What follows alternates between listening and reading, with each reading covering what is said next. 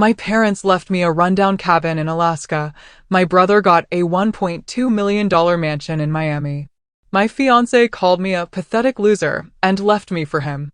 In despair, I went to the cabin. Then I found something worth $500 million. My world shattered when my parents vanished in the Alaskan wilderness, but what came next was a betrayal colder than any blizzard.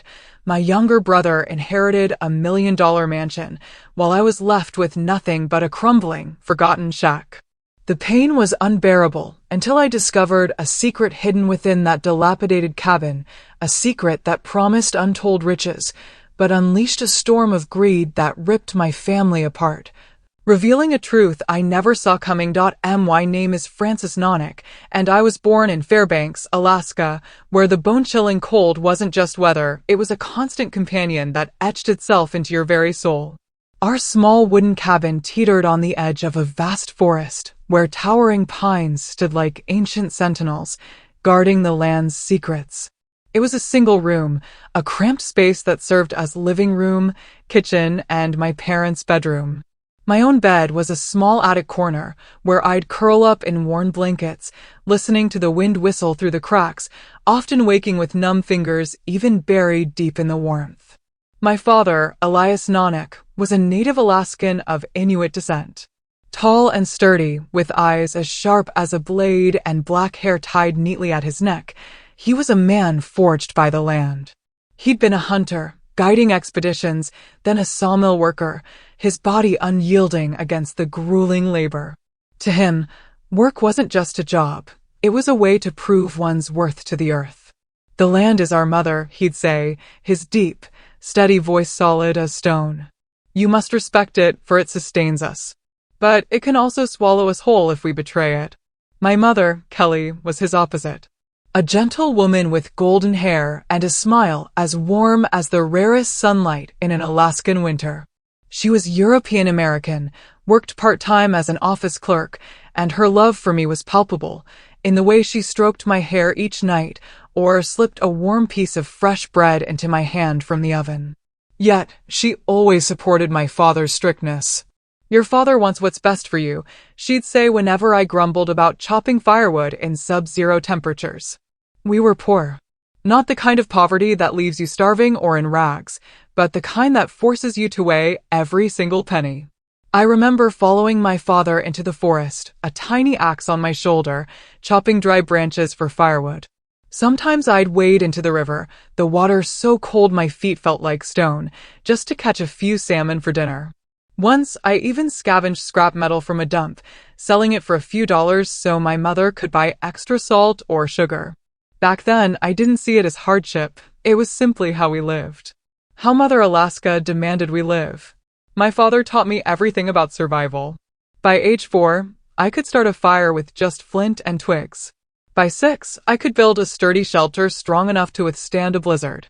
By 8, I could track a moose, though I was never strong enough to hunt one alone. But more than skills, he taught me a philosophy.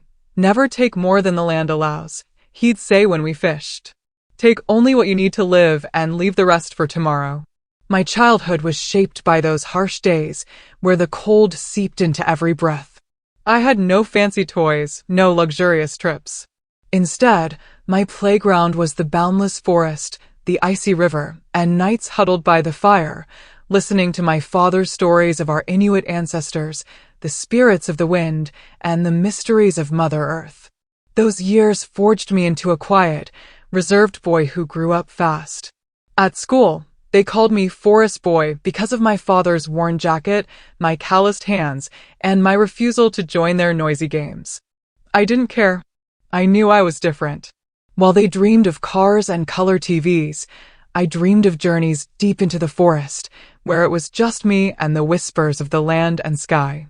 Harsh as it was, that childhood gave me a quiet pride, an unyielding will, enough to face any challenge nature or life could throw at me.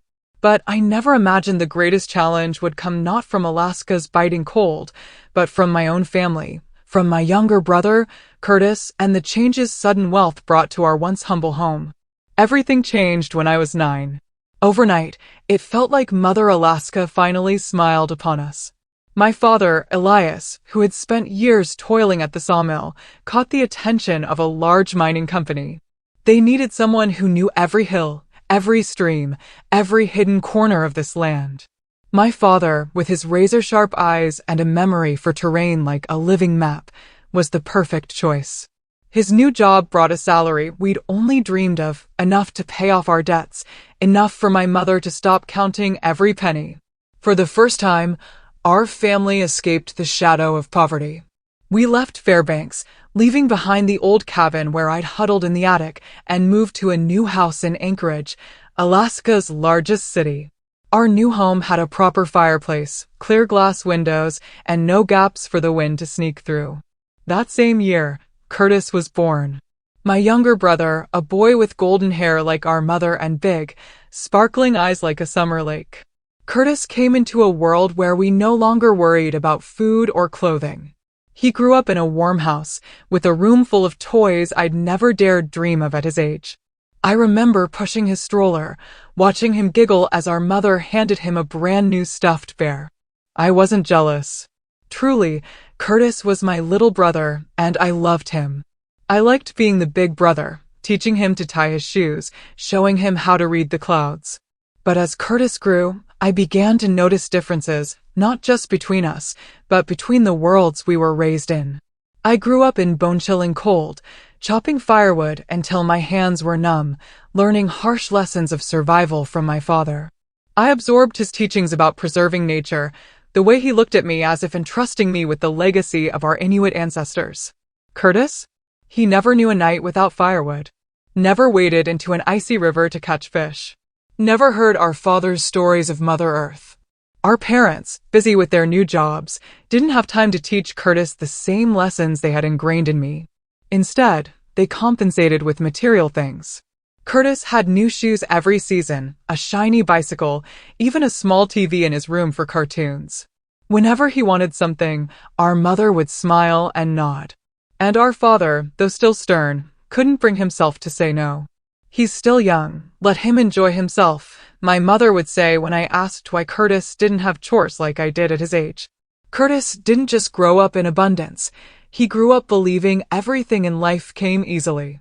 At school, he was the center of attention with his expensive clothes and confident way of talking, as if the world revolved around him.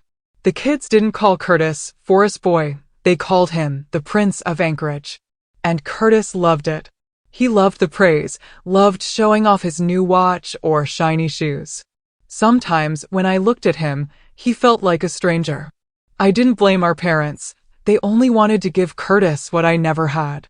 But I slowly realized their indulgence had planted a dangerous seed in my brother's heart. Curtis didn't value what he had, he took everything for granted: money, clothes, even our parents' love. Once, I saw him toss aside a brand new jacket because it had a small scratch. "Mom will buy me another," he said, shrugging as if it were only natural. I looked at him, wanting to say something, but stayed silent. I remembered how our father taught me to mend clothes with a needle and thread, how he told me a man must cherish what he has, no matter how small. The differences between us became more pronounced as I entered my teenage years. I still woke early to help our father fix fences or shovel snow. Curtis slept until noon, then ran off with his friends, laughing loudly. I still loved trips into the forest, where I could hear the whisper of the wind and feel Mother Earth beneath my feet. Curtis loved city lights, noisy bars, parties where he could show off. I lived by our father's ways: discipline, patience, respect for nature. Curtis lived as if the world existed only to serve him. Once I tried talking to him.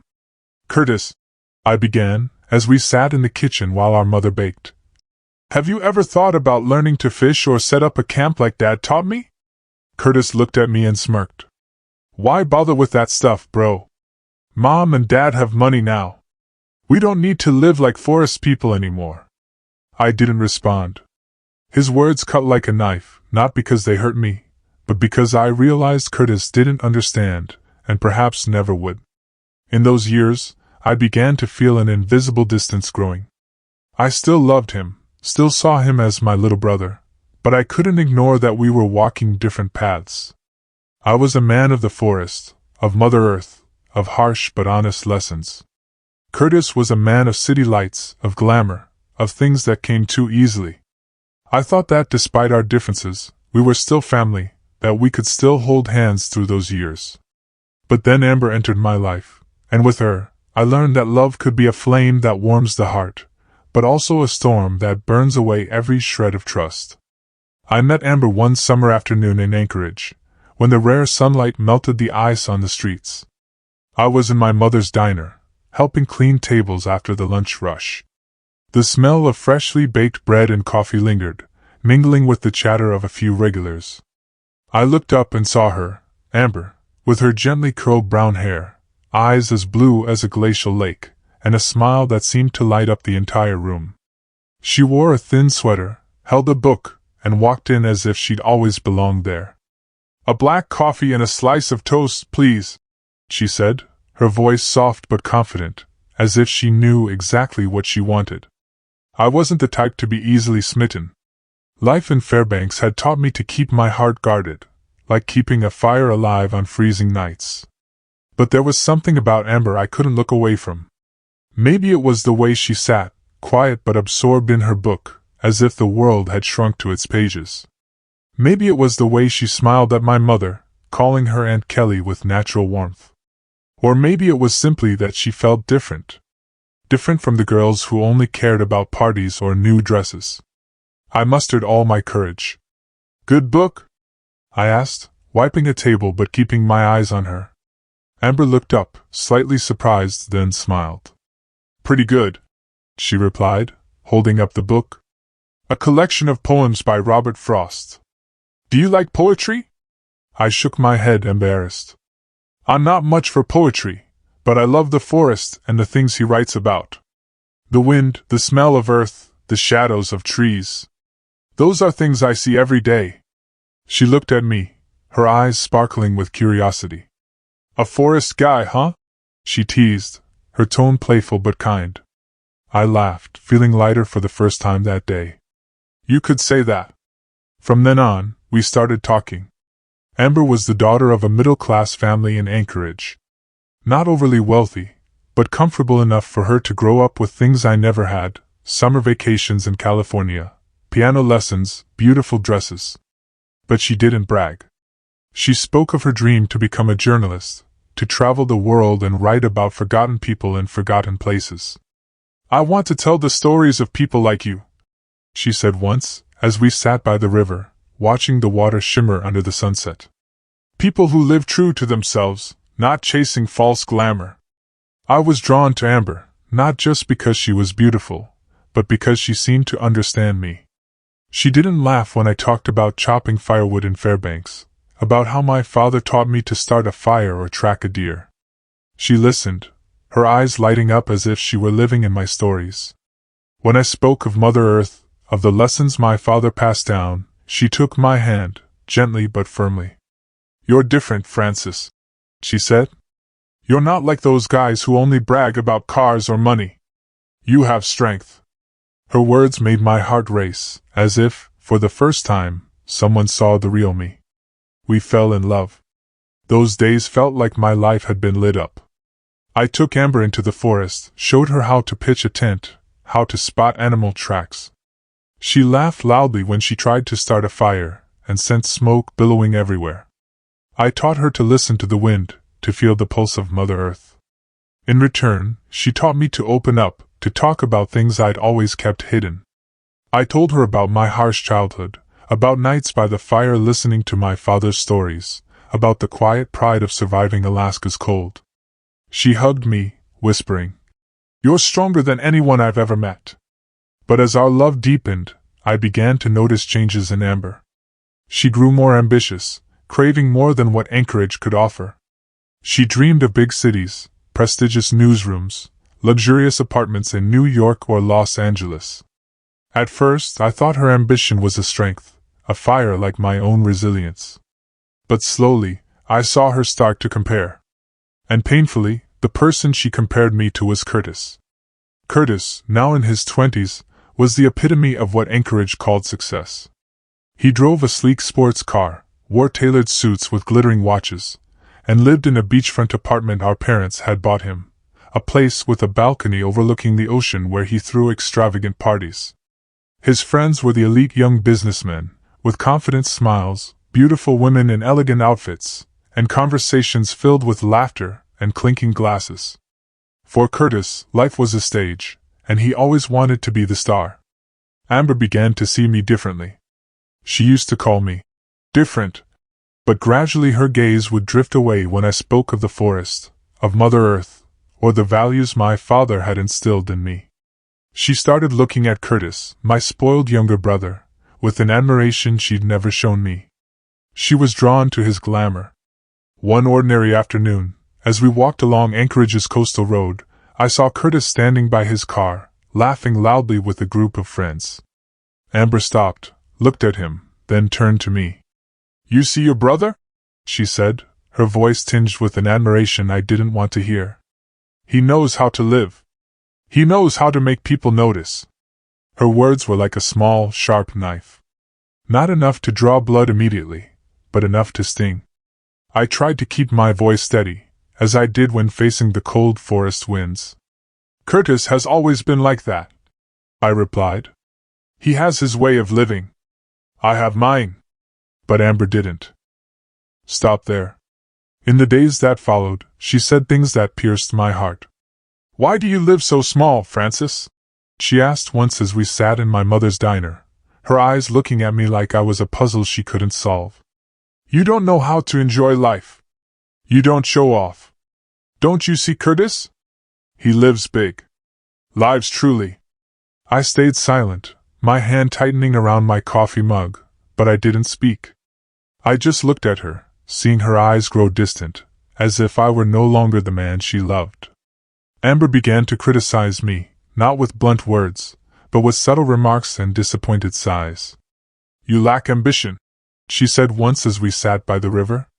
"You could do so much more. Why don't you want to be like Curtis, with money, status, everything that makes people respect you?" I wanted to shout that I didn't need anyone's respect, that I didn't want to be Curtis, that my worth wasn't in cars or beachfront apartments. But I only stared at the water, feeling a block of ice slowly pressing down on my heart. To Amber, living big meant having wealth to flaunt, spending lavishly, and commanding attention.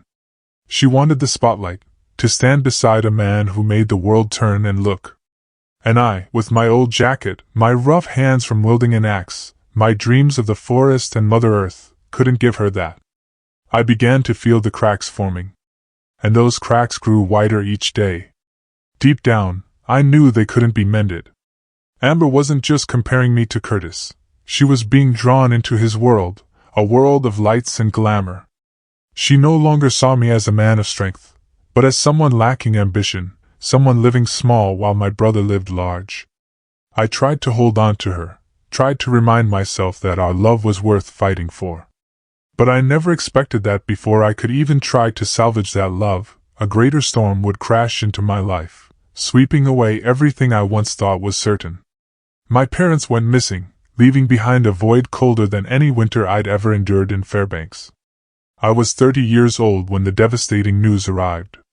It was an early winter morning, snow lightly falling on the streets of Anchorage, blanketing rooftops and sidewalks in a thin layer. I was at my mother's diner, helping her clean up after a busy morning rush. The phone rang, and a stranger's voice came through, dry and emotionless.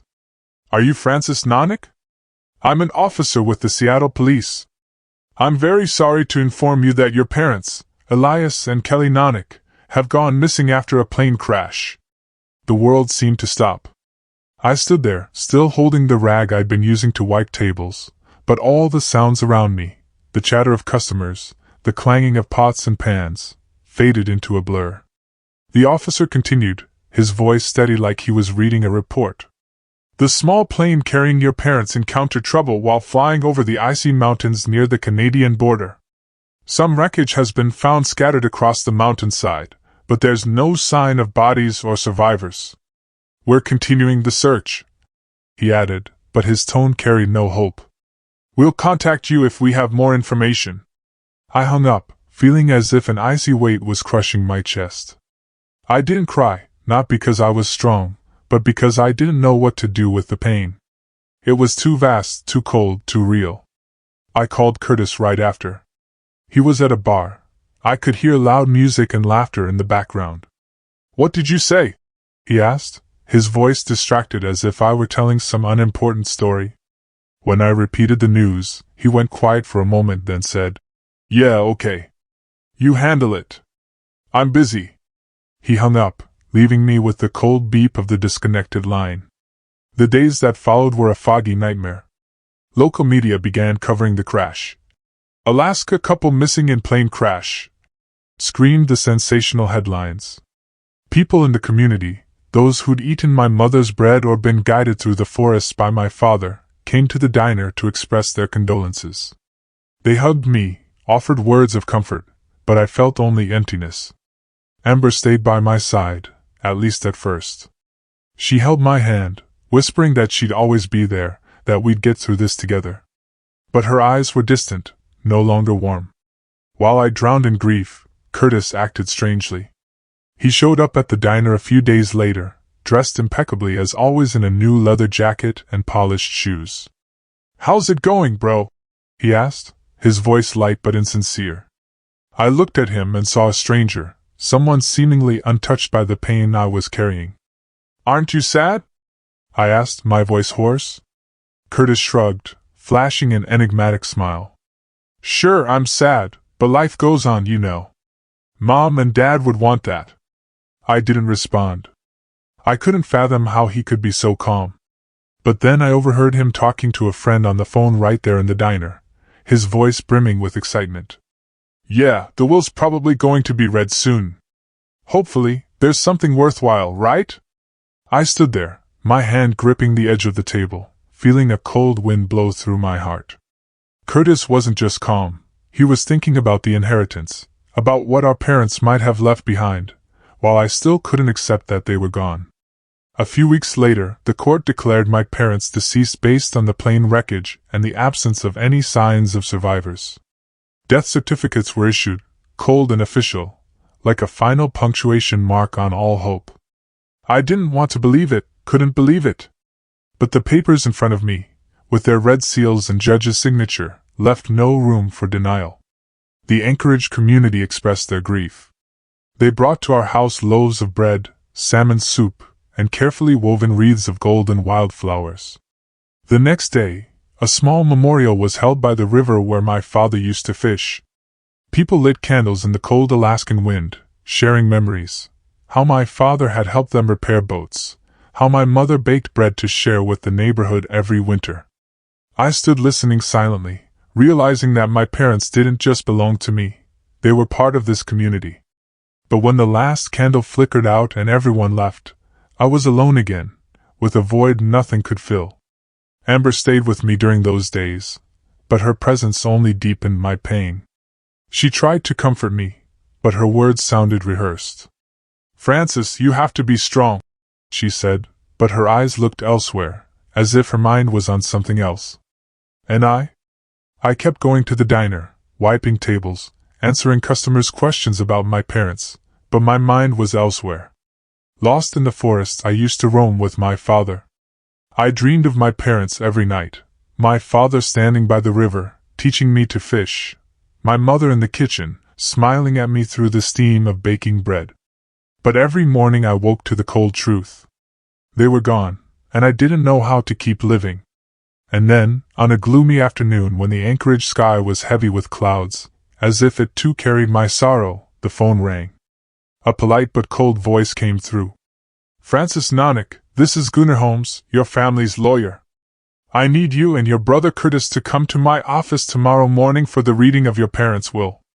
I stood there, gripping the phone, feeling a chill sweep through me. I called Curtis. "The will?" he said, his voice brimming with excitement that made me shudder. "Great, bro. Finally, something worth looking forward to. See you tomorrow?" He hung up, leaving me with a gnawing sense of unease. The next morning, I arrived at Gunnar Holmes's office, a small but elegant building in downtown Anchorage with glass walls and a polished brass sign. Curtis showed up late, striding in, wearing a sleek black suit, his hair perfectly styled, and a confident smile as if he already knew what was coming. "Hey bro," he said, clapping me on the shoulder like we were close friends, not brothers facing a moment that could change our lives. The lawyer's meeting room was small but stifling, with a long wooden table and leather-upholstered chairs. Gunnar Holmes, a middle-aged man with silver hair and gold-rimmed glasses, sat at the head of the table, a thick stack of documents in front of him.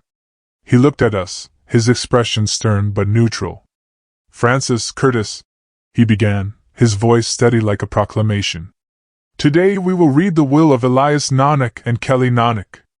I offer my condolences for your loss, but as per your parents' wishes, I will now read what they have left behind." I sat there, my heart pounding, not because I expected anything, but because I felt like I was reopening a wound that hadn't healed.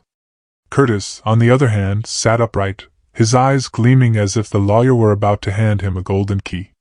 Gunnar opened the file, flipped a few pages, and began reading. His first words hit the room like a cold gust of wind. "To our youngest son, Curtis Nanak, we leave the beachfront mansion in Miami, valued at over $1.2 million, along with liquid assets, including cash, stocks, and several bank accounts." The room seemed to hold its breath. Curtis let out a small, triumphant laugh, unable to hide his satisfaction. Gunnar continued, his voice still calm. "To our eldest son, Francis Nanak, we leave the wooden cabin in the remote forest near Fairbanks, Alaska, where our family lived in our youth." He paused, looking at me as if expecting a reaction. I said nothing. I couldn't say anything. The cabin, the place where I'd huddled in the attic, where my father taught me to start a fire, where my mother sang me lullabies on freezing nights. It was now just a dilapidated legacy. Something no one wanted, something no one cared about. I felt as if my parents had disowned me. As if all my efforts, my discipline, the lessons I'd learned from them were meaningless. Curtis looked at me, his smile now wider, dripping with smugness. "Well, bro," he said, his tone mocking, "that cabin's perfect for you. Forest guy, right?" I didn't respond, only feeling betrayed, not just by Curtis, but by our parents. The people I thought understood me better than anyone. That evening, I returned to my small apartment, carrying a heavy pain. Amber was waiting for me, sitting on the sofa, but her eyes no longer held the warmth they once did. "So, how'd it go?" she asked, her voice cold, as if she'd already guessed the outcome. I recounted everything, each word like a knife I drove into my own heart. When I mentioned the cabin, she laughed. Not a joyful laugh, but a bitter, almost scornful one. "A rotting wooden cabin," she said, standing up, hands on her hips. "That's all you got, Francis? Are you serious? Curtis gets $1 million mansion, and you get a pile of broken wood?" I tried to explain, tried to say I didn't care about money, but Amber wouldn't listen. She paced the room, her voice rising. "Don't you see? Curtis knows how to live, how to win. And you? You cling to that small life, holding on to your forest, your Mother Earth nonsense. But where has it gotten you? A crumbling cabin." She stopped, staring straight at me, her eyes flashing with disappointment. "You're a loser, Francis. You'll never measure up to your brother." Her words were like a blizzard sweeping away the last of my hope. I stood there, silent, watching as Amber slammed the engagement ring on the table, the ring I'd saved up for a year to buy. "I can't live like this," she said, her voice trembling but resolute. "I need a man who lives big, who does something with his life, not someone who just holds an axe and dreams of the forest." She turned and walked out of the apartment, leaving me with the sound of the door slamming shut. Midway subscribe line, by the way, if you're still with me through this unbelievable roller coaster of emotions, please do hit that subscribe button. More powerful, raw stories are coming your way. Just a few days after our fight, Amber went public with her new relationship with Curtis. My younger brother, with his $1 million mansion and triumphant smile, had become the man she chose. I sat in my empty apartment, clutching the ring she'd left behind, feeling as if everything I'd believed in, love, family, loyalty, had melted away like snow under the sun. I'd lost my parents. I'd lost Amber. And now, I felt like I'd lost myself. In the days after Amber left, I lived like someone trapped in a blizzard, unable to see the path ahead, hearing nothing but the howling wind in my mind. I avoided Curtis, avoided my mother's diner, which had once been my only solace. Every street corner in Anchorage now felt like a reminder of betrayal. Amber's smile as she stood beside Curtis, his triumphant look when he learned he'd inherited the $1 million mansion. I couldn't stay in this city any longer. Couldn't face the pity and glances of neighbors or the whispers behind my back. I needed a place to breathe, a place to rediscover myself. I decided to head to the log cabin in Fairbanks, the legacy my parents left me, though in everyone else's eyes, it was just a pile of rotting wood. The journey to Fairbanks was long and cold, like a trip back to my childhood. I drove my father's old beat-up truck through snow-covered roads flanked by endless stretches of pine forests. Every tree, every hill stirred memories. "The land is our mother," my father used to say, his voice steady as stone. "You have to listen to it, respect it, and the land will answer." I wondered if Mother Earth was answering me now, or merely punishing me. The cabin came into view as I turned onto a rough dirt road. It was smaller than I remembered. Its roof sagging, the wooden walls grayed by years of rain and snow. The windows were caked with dust. Some planks had rotted, and the chimney looked like it could collapse at any moment. I pushed the door open, and the hinges screeched like a lament. Inside, the air was cold and damp, smelling of rotting wood mixed with earth. Faint light filtered through the windows, illuminating the cracked wooden floor. I saw the attic corner where I used to sleep, the fireplace my mother once tended, the small table where my father had carved my name into a piece of wood. Everything was as it had been, but now it felt empty, like a house without a soul. I sat on the floor, my back against the wall, letting the pain wash over me. I thought about the will, about how my parents chose Curtis over me, about how Amber chose him over me. I started cleaning the cabin. I swept away dust, cleared broken bits of wood, and wiped down the fireplace. While trying to fix a loose floorboard, I noticed it made a strange hollow sound, as if there was a void beneath it. Curiosity got the better of me, and I used my father's knife to pry the board up. A small wooden compartment appeared, hidden deep under the floor, like a secret kept for years. Inside was an old metal box, rusted at the edges, but still sturdy. My hands trembled as I opened it. Inside was a carefully folded map. Its paper yellowed, but still legible. The lines were drawn in black ink, accompanied by symbols in an Alaskan native language, characters my father had taught me when I was young. I spread the map out on the floor, the faint light from the window illuminating the winding lines that led deep into the forest. Some areas were marked with a small triangle, symbolizing a mineral deposit. Others had a black droplet, indicating oil, and layered lines represented valuable timber forests. In the corner of the map, in my father's handwriting, was a note. "True value lies not in what you take, but in what you keep." I read it over and over, and for a moment, it was as if I could hear his voice in my ear.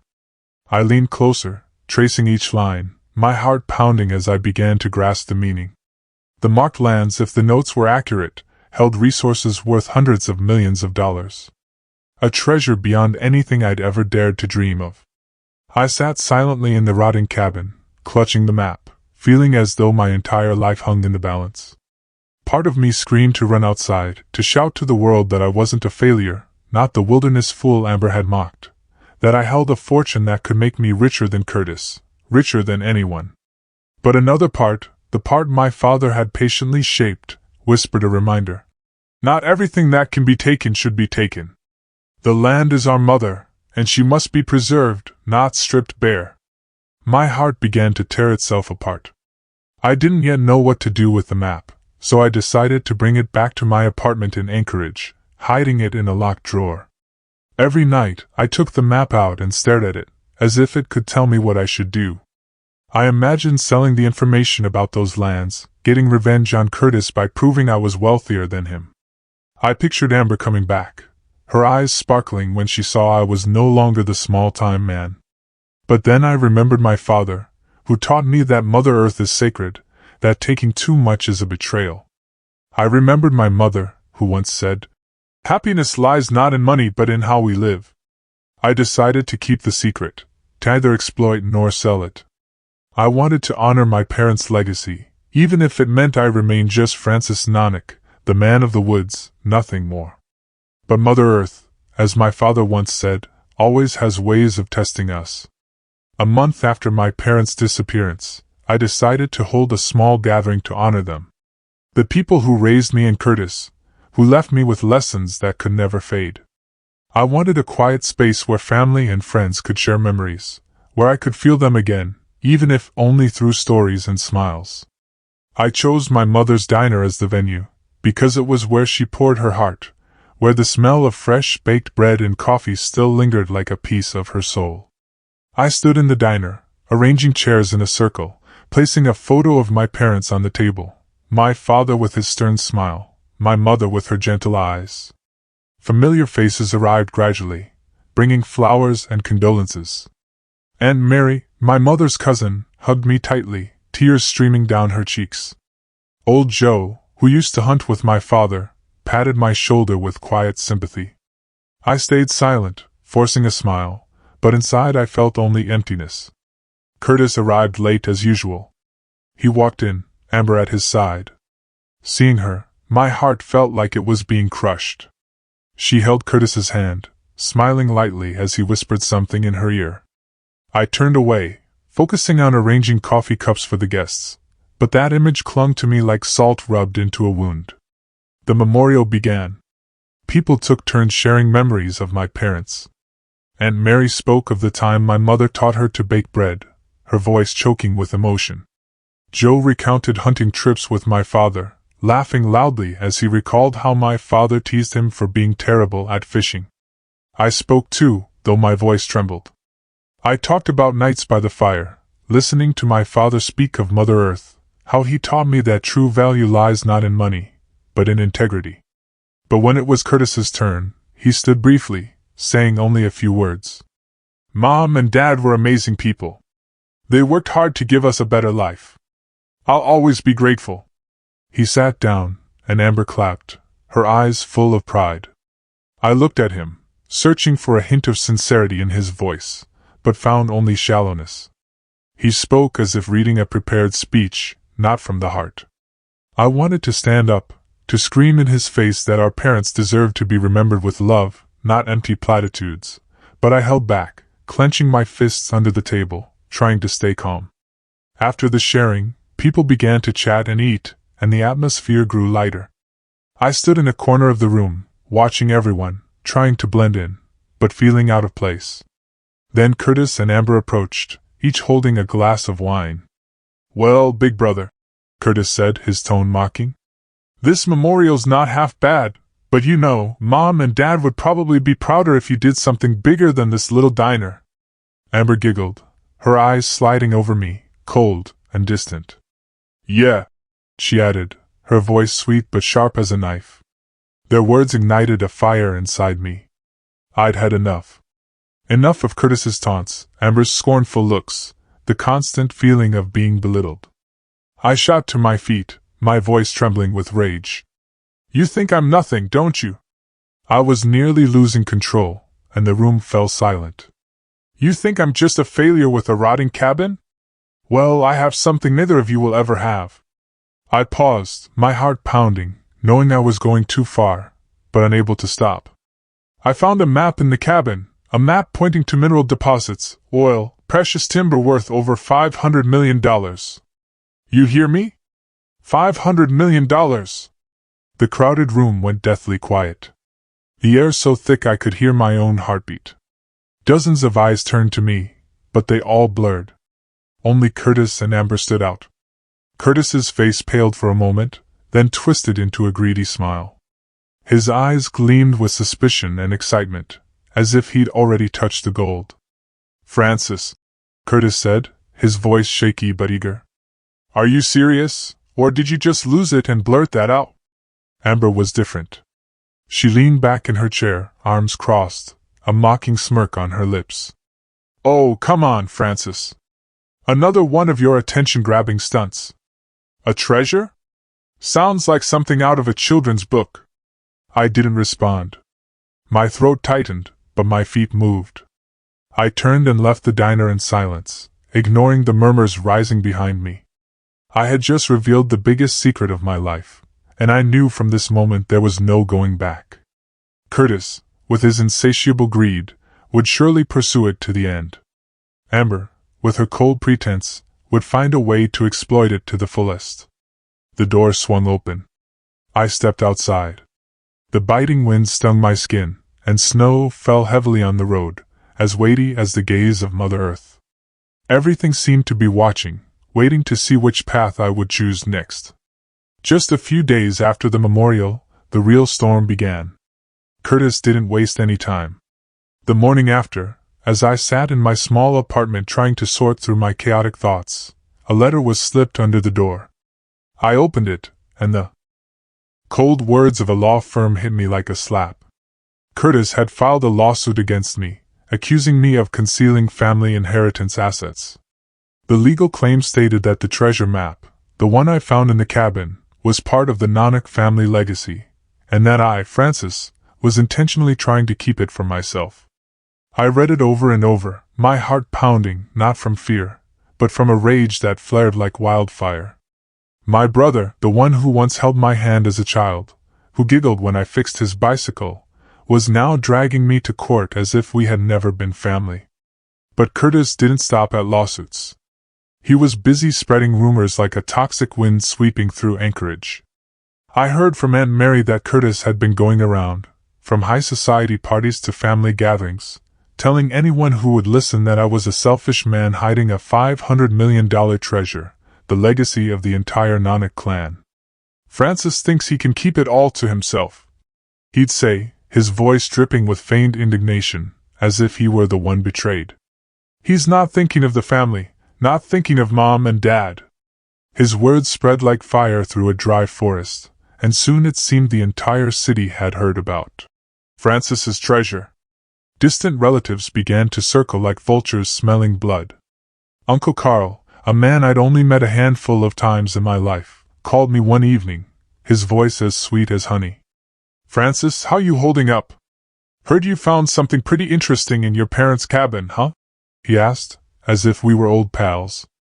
"Families gotta stick together, Francis. If there's something valuable, you should share it with everyone, right? Don't let people think you're selfish." I gripped the phone, trying to keep my voice steady. "Uncle, I'm not keeping anything. It's just a map, and I haven't done anything with it." But Carl wouldn't let up. He laughed loudly, as if I'd just told a joke. "Don't play coy with me, Francis. If you don't share, people won't be happy. You don't want the whole clan turning their backs on you, do you?" His threat cut like a knife. But it wasn't the only one. Others, distant relatives, old friends, even people I'd never met, started reaching out. A far-off cousin texted me, suggesting I share the map's information for resource extraction, promising to split the profits. An old neighbor stopped by the diner, clapped me on the shoulder, and said, "Francis, do the right thing. Don't let people think you're greedy." I looked at them, faces that were once familiar, now twisted by greed. I wanted to scream that I wasn't planning to take anything, that I just wanted to honor my parents' wishes to protect Mother Earth. But I knew they wouldn't understand. To them, I was no longer Francis, the man raised in the woods who respected the land and sky. I was just the guy holding a treasure they wanted a piece of. The tabloid media jumped in like sharks smelling blood. One morning as I opened the local paper, a sensational headline screamed, "Alaska man hoards $500 million family treasure." The article was riddled with fabrications, calling me a selfish son and a disloyal heir, trying to steal the legacy from my brother and family. Reporters began loitering outside the diner, cameras flashing every time I stepped out. "Francis, what can you tell us about the treasure map?" one shouted, thrusting a microphone in my face. "What are you going to do with $500 million? I didn't answer, just kept my head down and pushed past them. But it felt like I was being hunted. Every step I took, I could feel the city's eyes on me as if I were a criminal.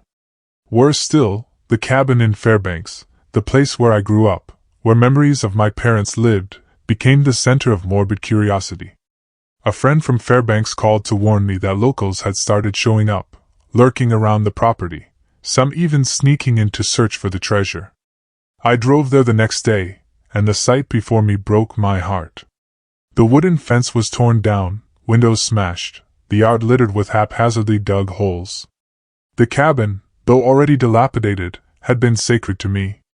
Now it was violated, as if Mother Earth herself had been insulted. I stood in the yard, snow falling silently, and it felt like the land was weeping with me. Amber, of course, didn't stay out of it. One evening, she appeared at my apartment door wearing an expensive fur coat, her eyes soft like they used to be. "Francis," she said, her voice so sweet it sent chills down my spine. "I'm sorry for what happened. I was wrong. You're not a failure.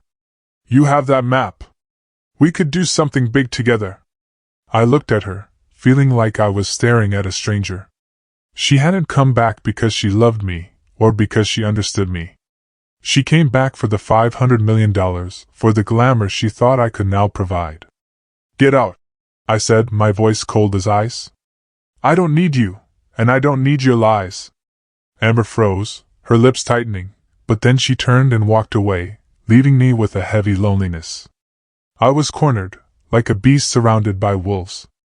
Alone, I had to face Curtis's greed, Amber's deceit, and the relentless scrutiny and harassment from relatives, acquaintances, and the media. Each day, the pressure grew heavier, like an unending blizzard. I began to wonder if I was wrong, if I should just give up the map, share it with everyone, and live the big life they wanted. But every time that thought crossed my mind, I heard my father's voice. "The land is our mother, and you must protect her." I clutched the map hidden in the drawer and told myself I wouldn't betray my parents' legacy, no matter the cost.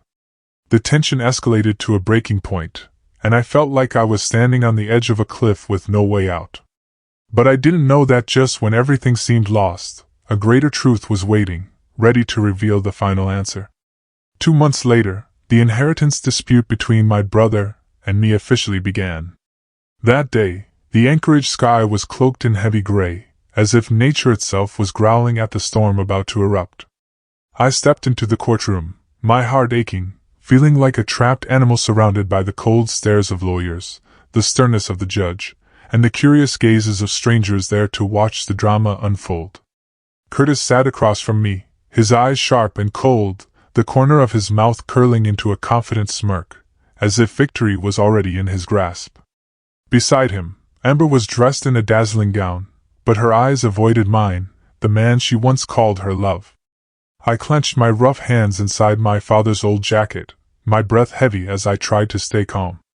Deep down, I wanted to scream that I didn't care about money, that all I wanted was to protect my parents' legacy. But I knew in this room no one truly cared. The judge, a middle-aged man with a deep, stern voice, banged his gavel to start the proceedings. Curtis's lawyer stood, his voice sharp and accusing, alleging that I had hidden the map, a shared asset of the Nanak family, and demanded that the court force me to surrender it for equal division. "Francis Nanak has deliberately tried to monopolize an inheritance worth $500 million, he declared. "He has not only betrayed his brother, but also the family and the values his parents left behind." His words were like daggers slicing deep into my pride. I wanted to stand up, to say that I never intended to keep anything for myself, that I only wanted to preserve Mother Earth, but my lawyer, a court-appointed one, told me to stay quiet, that he would handle the rest. I looked at Curtis and saw him smiling. That same triumphant grin from the day Gunnar read the will. Amber held his hand, her eyes sparkling with pride. But I knew it wasn't for Curtis. It was for the $1 million mansion and the glamour she thought he brought. I bowed my head, trying to focus on my father's words. "True value lies not in what you take, but in what you keep." But in this room, surrounded by greedy stares and accusations, I felt like I was losing. As if everything I believed in was meaningless. Then, just as the judge was about to ask me his first question, the courtroom door swung open. A cold gust of wind rushed in, accompanied by murmurs from those present. I looked up, and my heart stopped. Standing in the doorway, with a familiarity that hurt, were my parents, Elias Nanak and Kelly Nanak. My father, tall and sturdy with his black hair tied back and eyes sharp as a blade. My mother, gentle with her golden hair and warm smile, though her eyes now carried a hint of sternness. The courtroom was stunned, gasps turning to shocked whispers before falling silent. As my father stepped forward, his deep voice resonating through the room. "We're not dead, and we have something to say." I sat there, unable to believe my eyes. Curtis jumped up, his face pale, mouth agape, as if he'd seen a ghost. Amber gripped his hand tightly, her eyes filled with panic as if she knew everything was about to collapse. The judge banged his gavel, calling for order, but even he couldn't hide his astonishment. "Mr. and Mrs. Nanak," he said, his voice slightly trembling. "Please explain." My father stepped up to the stand, my mother beside him, her hand gently resting on his shoulder. "Everything you've seen, the plane crash, the will, the map, was a test." My father began, his voice steady like when he taught me about Mother Earth. "We wanted to see which of our two sons was worthy of inheriting our ancestors' legacy. Not money, not land, but the values we've spent our lives protecting." He looked at me, then at Curtis, his gaze sharp, but not judgmental. "We faked our disappearance to see what you would do when faced with temptation." The courtroom seemed to hold its breath. My head spun as if the ground beneath me was shaking. Curtis shook his head, stammering. "Dad, Mom, what kind of joke is this? I inherited the mansion, the assets. The lawyer said so." Gunnar, who had been sitting in the corner, stood up, his voice calm but clear. "That will was fake, Curtis," he said. "At your parents' request, I presented a fabricated will to test you and your brother. The beachfront mansion in Miami, the liquid assets, they all still belong to Mr. and Mrs. Nanak." Curtis was stunned, as if he'd been slapped. Amber let go of his hand, her eyes frantic, darting from Curtis to me, then to my parents. I sat there, my heart pounding, not from joy, but from a profound, shattering realization. My father continued, his voice low but powerful. "The map Francis found was also fake. Another test. The symbols and information on it were entirely fabricated. If Francis had let greed cloud his judgment, if he had tried to sell those secrets, he would have gained nothing and lost everything. But Francis chose to stay silent, to keep the secret and honor Mother Earth, just as I taught him. But you, Curtis," he looked at Curtis, his eyes sad but not angry. "You let greed guide you. You sued your brother, spread rumors, and treated money as everything. You are not worthy of the Nanak name." Curtis bowed his head, unable to speak. Amber, pale as a ghost, stood up and stepped toward me. "Francis," she whispered, her voice trembling. "I was wrong. I shouldn't have left you. We can start over, right?" I looked at her, her eyes now pleading, but all I saw was deceit. "No, Amber," I said, my voice cold as ice. "You chose Curtis for money, and now you're coming back for money. I don't need you." Amber stood there, humiliated, then burst into tears like a child. Meanwhile, the judge, still in shock, declared the lawsuit dismissed. My parents approached me, and my mother hugged me tightly, tears streaming down her cheeks. "You did the right thing, Francis," she whispered. "You're the son we've always been proud of." Curtis, now empty-handed, fell to his knees before our parents in the courtroom. "I'm sorry," he said, his voice choked with sobs. "I was wrong. Please give me a chance." My father looked at him, his gaze stern but not unforgiving. "You'll have a chance, Curtis," he said. "But you must prove yourself worthy. Live a year in the forest as I did, and learn to respect Mother Earth. If you can do that, you'll have what you deserve." Curtis nodded, tears streaming down his face, and I saw in him a glimpse of the little boy who used to hold my hand years ago. Ending that evening, in the old wooden cabin in Fairbanks, where memories of my childhood still lingered in every weathered plank, I sat with my parents for the first time since those agonizing months when I thought I'd lost them forever. The firelight from the old hearth danced, casting flickering shadows on the walls. My father, with the rugged presence of an Inuit man, sat in an old wooden chair, his hands clasped tightly. His sharp eyes softened with affection as he looked at me. My mother, her golden hair now streaked with silver, sat beside me, her gentle hand resting on mine, warm as it was when she used to stroke my hair as a child. They told me their story. A story of survival, of love, and of unwavering faith in me.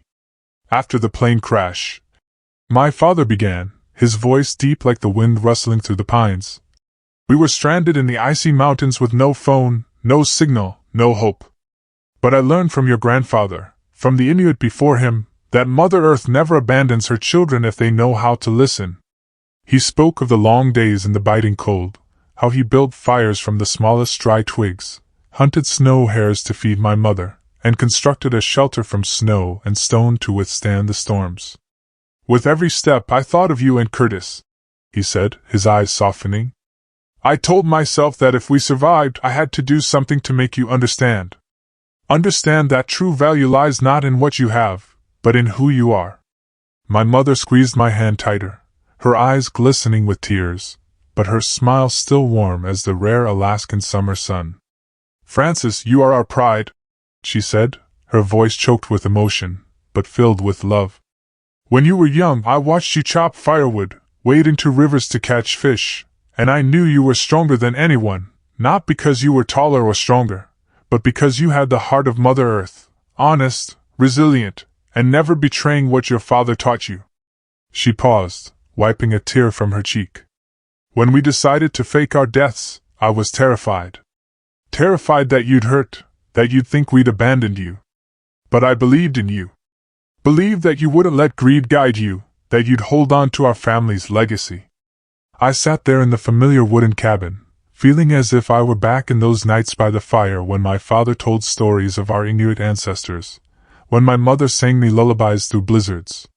Their words were like a flame warming my heart, thawing the chill of those lonely months. We wanted to see who you were when we were gone, my mother continued, her eyes locking onto mine as if to etch every word into my soul. And you, Francis, gave us the answer. You didn't choose money, didn't choose glory. You chose Mother Earth, chose what we taught you. You are the son we've always been proud of. My father stood and walked to the hearth where the firelight illuminated his face, highlighting its weathered but compassionate lines. He pulled a small wooden box from his coat pocket, intricately carved with Inuit patterns, a gift I recognized from my grandfather to him. This is the real map, he said, handing it to me. You have full authority over this map, to exploit it or preserve it. The choice is yours. But I trust you'll do the right thing, as you always have. I took the box, my hands trembling, feeling as if I were holding the entire legacy of our ancestors.